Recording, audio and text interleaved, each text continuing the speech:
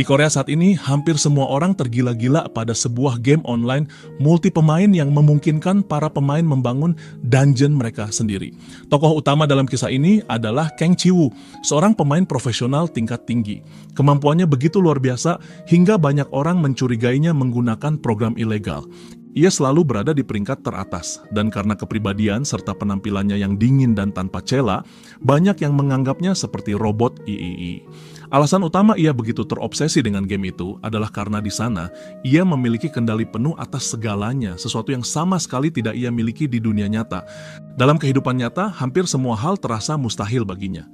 Tiang-tiang telepon di jalan tidak bisa ia goyangkan, tidak bisa ia manfaatkan untuk meningkatkan kemampuan apapun. Namun di dalam game, semua itu bisa diubah hanya dengan satu klik mouse.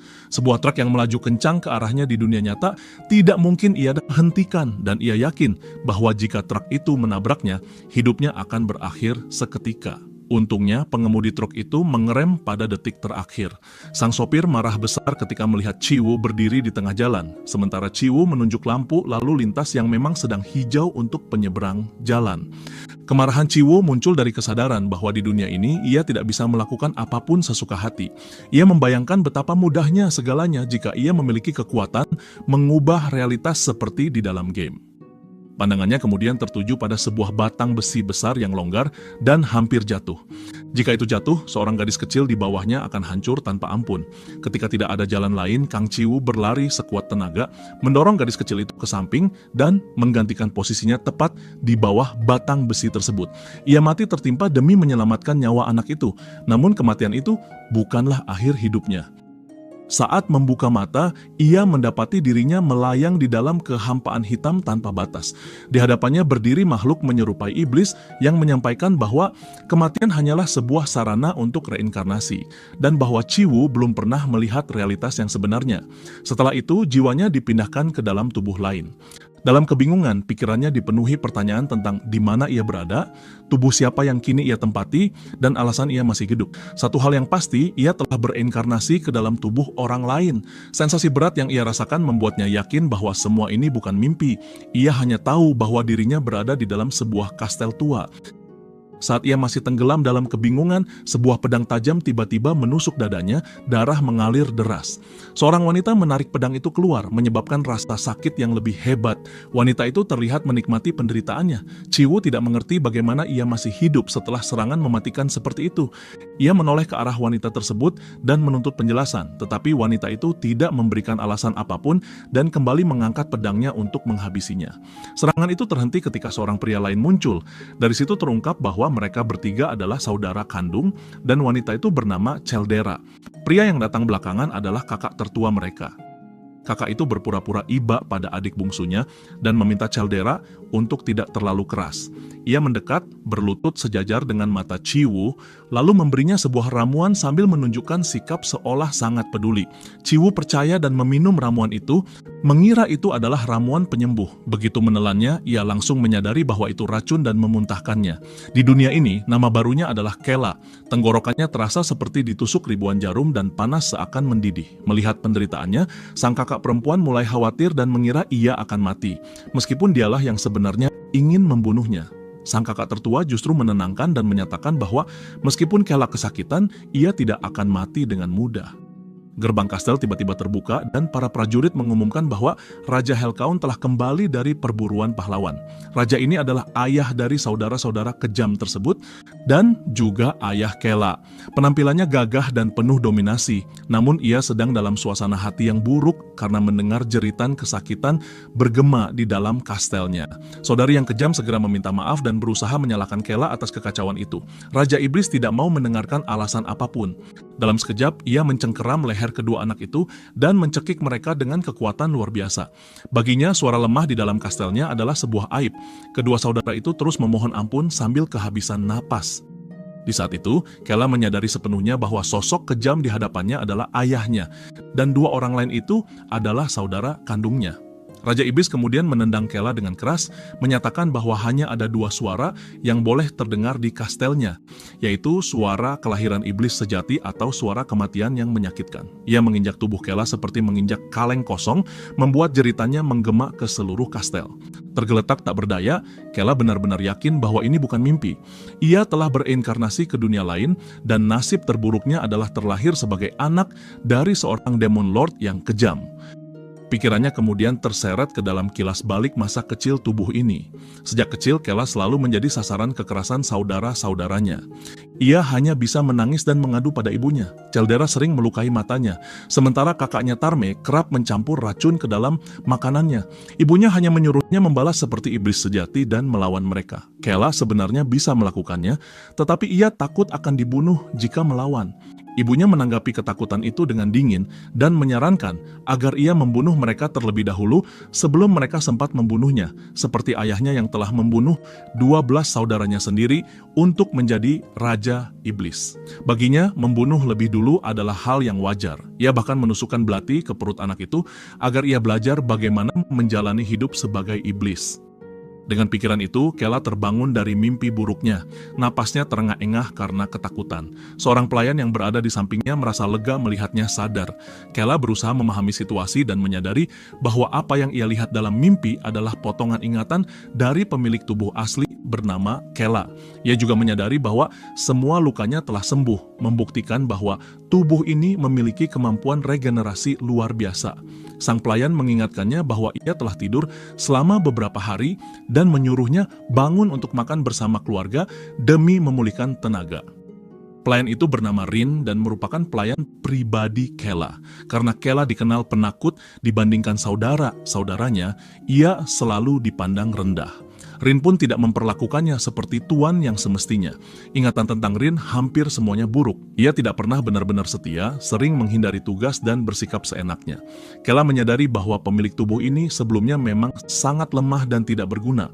Sampai-sampai seorang pelayan berani bersikap seperti itu terhadap putra Raja Iblis. Sejak awal, Kela selalu menjadi korban perundungan. Ketika ia memikirkannya, hidupnya di dunia ini tidak jauh berbeda dari dunia sebelumnya, di mana yang kuat selalu memangsa yang lemah. Beberapa saat kemudian, ia duduk di meja makan bersama ayah dan saudara-saudaranya. Raja Iblis murka karena Kela datang terlambat. Rasa takut menyelimuti Kela saat menghadapi ayahnya, tetapi ia tetap duduk dan meminta maaf. Pada saat itu, saudari bernama Caldera melemparkan sebuah belati dari bawah meja, dan senjata itu menancap tepat di kaki Kela. Rasa sakit itu menghantam Kela dengan keras. Sementara itu, Caldera dan pelayannya tertawa tanpa kendali seperti binatang yang menikmati penderitaan. Caldera terus mengganggunya dan bersikap seolah peduli dengan menyuruhnya makan dengan baik dan menjadi pria yang layak. Di dalam dirinya, Kela hampir hancur menahan rasa sakit. Ia bahkan tidak berani membayangkan apa yang akan terjadi jika keluarganya mengetahui bahwa jiwa asli Kela sudah tidak ada lagi di dalam tubuh ini. Meski begitu, ia tetap menunjukkan sikap tenang, berterima kasih atas perhatian kakaknya, dan menyatakan akan makan dengan baik. Namun, begitu suapan pertama masuk ke mulutnya, ia langsung sadar bahwa makanan itu sama sekali tidak layak dimakan. Semua ini adalah ulah kakak tertuanya, Tarme, yang seperti biasa memberinya sup busuk alih-alih makanan normal. Tarme memasang senyum lembut seolah sangat mengkhawatirkan adiknya. Kela tahu dengan jelas bahwa semua itu hanyalah sandiwara. Pada kenyataannya, 3 iblis yang duduk di hadapannya bukanlah keluarga, melainkan musuh. Di saat itu, Kela bersumpah dalam hati bahwa ia tidak akan lagi menjadi sasaran pelampiasan mereka. Ia sudah muak diperlakukan seperti ini dan memutuskan untuk berubah demi hidupnya sendiri. Sejak dulu ia selalu ingin mencapai sesuatu. Di dunia lamanya, ia dikenal sebagai perancang peta terbaik dalam game. Namun di dunia nyata, ia tidak memiliki apapun. Ia lemah, tak berdaya, tanpa harapan, hingga akhirnya mati secara hina, tertimpa batang besi seperti seekor anjing. Kali ini ia menolak mati dengan cara yang sama. Dengan pikiran itu, Kela mengangkat sebuah piring makanan dan melemparkannya keras ke wajah Caldera. Menurutnya, sudah sepantasnya kakaknya mencicipi sup buatan saudaranya sendiri. Setelah itu, ia mencabut belati yang menancap di kakinya dan melemparkannya ke arah Tarme, menganggap kakaknya juga pantas merasakan hadiah dari Caldera. Raja Iblis tidak mengerti apa yang tiba-tiba merasuki Kela. Tarme langsung naik pitam, membanting meja makan hingga terbalik, dan membuat semua hidangan berserakan. Kela terlihat puas setelah membalas perlakuan mereka. Namun tindakannya membalik meja membuat amarah ayahnya meledak. Tubuh Kela ditekan ke tanah dengan kejam seperti anjing yang diinjak.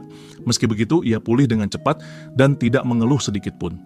Di dalam dirinya, ia merasakan kekuatan aneh yang membuatnya sadar bahwa ia benar-benar adalah putra Raja Iblis. Untuk saat ini, ia ingin mengetahui batas kemampuannya.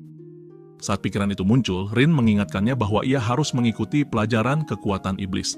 Kela membalas dengan sikap dingin dan menolak nada perintah darinya.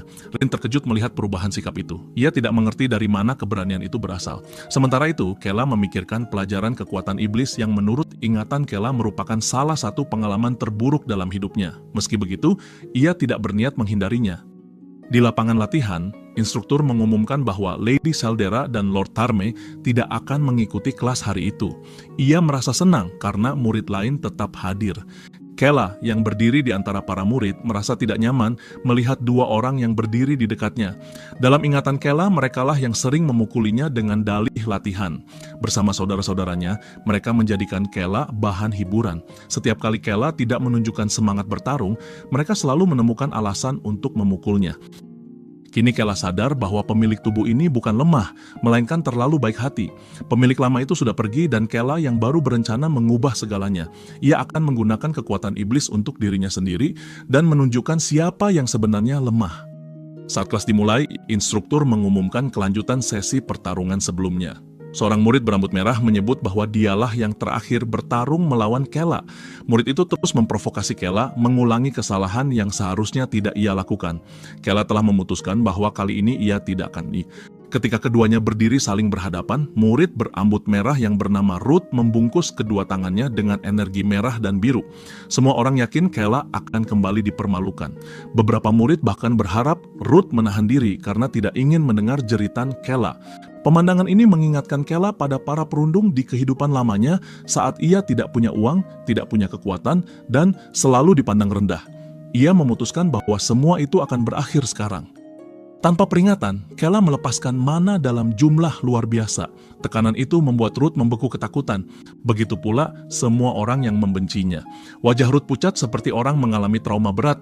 Tubuhnya terpaku ke tanah. Kela mengepalkan tangan dan melayangkan satu pukulan yang menghantam Ruth hingga tubuhnya terbenam ke tanah. Para perundung yang sebelumnya mengejek kini terdiam dengan mulut terbuka. Instruktur pun panik karena pukulan itu terlalu cepat hingga Ruth tidak sempat bereaksi. Wajah Ruth hancur, tanduk dan giginya patah, darah mengalir deras. Kela tidak sedang bercanda. Pukulan itu adalah peringatan bahwa ia bukan lagi anak penakut. Ia adalah putra Raja Iblis yang perkasa dan tidak akan membiarkan siapapun merendahkan keluarga kerajaan. Ruth memohon ampun karena takut mati. Kela menatapnya tajam, memastikan ketakutan itu tertanam dalam-dalam. Murid lain gemetar menyadari bahwa Kela bukan lagi sosok yang dulu mereka hina. Kehadiran Kela bahkan membuat instruktur merasa terancam. Kela menuntut agar kelas dijalankan sebagaimana mestinya. Rin yang berdiri di belakang terpaku melihat perubahan ini. Untuk pertama kalinya, ia merasa ada sesuatu yang tidak beres. Tanpa mereka sadari, Raja Iblis menyaksikan semua kejadian itu dari balkon kastel. Setelah itu, semua kembali ke kastel dalam keadaan tegang. Caldera sangat murka karena sup beracun itu dilempar ke wajahnya. Tarme juga tidak melupakan penghinaan yang ia terima. Untuk sementara, Tarme menyuruh Caldera menenangkan diri dan fokus memulihkan diri, mengingat Caldera tidak memiliki kemampuan regenerasi seperti Kela. Hal itu justru membuat Caldera semakin marah dan melampiaskannya dengan melemparkan barang-barang di sekitarnya. Ia membenci kenyataan bahwa hanya Kela yang memiliki kekuatan regenerasi. Tarme yakin bahwa kepribadian Kela telah berubah. Ia terus teringat momen saat Kela membalik meja dan dengan berani menyatakan bahwa mulai sekarang semua orang akan makan di kamar masing-masing. Sikap seperti itu tidak pernah terbayangkan sebelumnya. Bahkan ayah mereka sempat tersenyum, sesuatu yang belum pernah mereka lihat seumur hidup. Pikiran itu membuat Caldera semakin gila amarah. Ia tidak terima melihat ayahnya senang karena Kela. Tarme setuju bahwa ada yang salah, meski ia lebih memilih mati daripada bekerja sama dengan Caldera. Namun situasinya memaksa mereka untuk sepakat menghadapi Kela terlebih dahulu. Caldera menyetujuinya sambil tertawa, berniat mengembalikan adiknya ke kondisi semula agar kembali menarik perhatian sang Raja Iblis. Kembali ke ruang kelas, Kela mendadak tegang ketika instruktur menunjukkan gambar Raja Iblis Terkadang. Wajah Kela pucat saat melihatnya. Instruktur menjelaskan bahwa Terk adalah iblis terkuat di masanya, namun kejatuhannya disebabkan oleh konspirasi Heaven Guild. Sejak saat itu, berbagai guild mulai bergerak menuju kerajaan iblis dengan keyakinan bisa memusnahkan para iblis. Kela sudah mengetahui semua ini dari ingatan Kela. Karena keberadaan guild-guild itulah, ia tidak pernah bisa hidup normal di luar kastel dan harus menjalani hidup dalam ketakutan. Instruktur menjelaskan bahwa dengan dukungan Heaven Guild, musuh-musuh itu sedang mempersiapkan serangan besar. Ia meminta semua murid berlatih dengan sungguh-sungguh untuk membantu Raja Iblis. Para murid bersorak penuh semangat. Di saat yang sama, Kela duduk di titik tertinggi kastel, memandang wilayah kerajaannya dari kejauhan sambil memikirkan satu hal, yaitu mencari jalan untuk keluar dari tempat itu. Jika ia terus tinggal di kastel, Kela sadar bahwa ia bisa mati sia-sia karena intrik saudara-saudaranya. Dari Rin, ia mengetahui bahwa ayahnya akan meninggalkan kastel 3 hari lagi untuk perburuan pahlawan berikutnya. Kela menjadi serius dan menanyakan kepada Rin apakah ia mengetahui kelemahan terbesar kastel. Rin tidak mengerti alasan perubahan sikap itu dan menyatakan bahwa ia tidak mengetahui apapun. Kela kemudian menjelaskan bahwa tidak ada pembuat peta yang benar-benar memahami medan pertempuran, sehingga anggota guild musuh selalu memanfaatkan area-area yang tidak mereka pahami untuk melancarkan serangan. Ia tidak ingin membuang waktu sebelum ayahnya berangkat, lalu menyusun rencana untuk membuat peta seluruh wilayah. Dalam pikirannya, inilah satu-satunya cara untuk membantu ayahnya membersihkan ancaman di sekitar teritori mereka. Kela mengingat bahwa dirinya yang dulu sering gagal melarikan diri, tetapi kali ini ia merancang pelarian yang matang. Ia merasa dunia ini memberinya kebebasan lebih besar dibandingkan kehidupan sebelumnya, dan ia yakin mampu menyelesaikan peta tersebut. Ia kemudian memerintahkan Rin untuk segera menyiapkan sebuah kantor rahasia di basement kastel sebagai tempat bekerja tanpa diketahui siapapun. Namun Raja Iblis telah menyadari adanya rencana pelarian Kela dan yakin putranya tidak akan lolos dari pengawasannya. Ia memutuskan untuk bertindak sebelum terlambat. Tak lama kemudian, Kela merasa sangat kecewa. Tempat yang dipilih Rin sama sekali tidak sesuai harapannya. Bukan kantor yang layak, melainkan ruang penyimpanan sempit yang jelas tidak pantas bagi putra Raja Iblis. Rin menangis karena itu adalah tempat terbaik yang bisa ia temukan. Terlebih karena diminta menjaga kerahasiaan mutlak. Kela sengaja memarahinya untuk menegaskan posisi Rin sebagai bawahan, dan perubahan sikapnya benar-benar membuat Rin merasa terintimidasi. Rin menyadari bahwa Kela kini jauh berbeda dari sebelumnya, terasa lebih dingin dan menakutkan, namun juga membawa wibawa yang anehnya membuatnya terlihat lebih menarik. Sikapnya yang tenang dan bangsawan membuat Rin tanpa sadar merasakan ketertarikan. Kela kembali membentaknya karena dianggap melamun dan memerintahkannya untuk membawa kopi. Rin segera berlari melaksanakan perintah itu, meski kebingungan karena tidak tahu bahwa minuman itu sebenarnya tidak pernah ada di kastel. Sementara itu, Kela mulai fokus pada rencananya. Ia membentangkan peta dan menyadari betapa rentannya area sekitar kastel iblis. Ia memutuskan untuk membuat peta baru berdasarkan analisis medan. Di saat yang sama, Rin berlarian di lorong-lorong dengan panik, tidak tahu bagaimana memenuhi perintah aneh tersebut. Dalam kebingungannya, ia bertemu Raja Iblis yang langsung menanyainya tentang keberadaannya di basement dan posisi Kela. Rin diliputi ketakutan karena harus menjaga rahasia. Namun tekanan dari Raja Iblis membuatnya hampir tak sanggup menahan diri. Sementara itu, Kela dengan santai menikmati proses menggambar peta tanpa memikirkan apapun. Saat ia tengah asik membagi wilayah dan medan, sebuah ledakan keras mengguncang gerbang depan. Raja Iblis muncul dalam kemarahan besar setelah mengetahui Kela membangun kantor rahasia tanpa izin. Tanpa memberi kesempatan menjelaskan, ia menghantam perut Kela dengan pukulan dahsyat. Raja Iblis menganggap Kela seharusnya menghadapinya secara langsung, bukan bersembunyi di basement sambil menyusun rencana kematian raja atau menunggu ajalnya. Rasa sakit yang dirasakan Kela jauh melampaui siksaan saudara-saudaranya. Ia yakin bahwa satu pukulan lagi bisa mengakhiri hidupnya. Dalam keadaan terdesak, Kela dengan cepat menunjukkan peta yang telah dibuatnya. Raja Iblis terdiam dan kebingungan, tidak memahami maksud peta itu. Kela lalu menjelaskan dengan terbata-bata bahwa kastel berada dalam bahaya besar karena kondisi wilayah sekitarnya, yang selama ini dimanfaatkan guild musuh. Dengan mengubah area sesuai peta tersebut, mereka akan memperoleh keuntungan besar dalam pertempuran berikutnya. Perlahan Raja Iblis memahami maksudnya dan menarik kembali tangannya, meski masih mempertanyakan alasan perlunya kantor rahasia. Kela menjelaskan bahwa jika ia menyatakan secara langsung ingin membantu, itu akan terdengar tidak sopan, sehingga ia memilih membuktikannya lewat hasil kerja. Setelah membuktikan kemampuannya, Kela meminta kesempatan untuk membantu menghabisi pasukan Heaven Guild. Dari balik persembunyian, Rin nyaris kehilangan akal melihat keberanian Kela berbicara setenang itu kepada Raja Iblis, mengira tuannya sedang mencari kematian. Namun Raja Iblis hanya menanyakan waktu yang dibutuhkan untuk menyelesaikan peta. Kela langsung menunjukkan 5 jari dengan antusias. Raja Iblis sempat mengira itu berarti 5 hari, tetapi Kela segera menjelaskan bahwa ia hanya memerlukan 5 jam.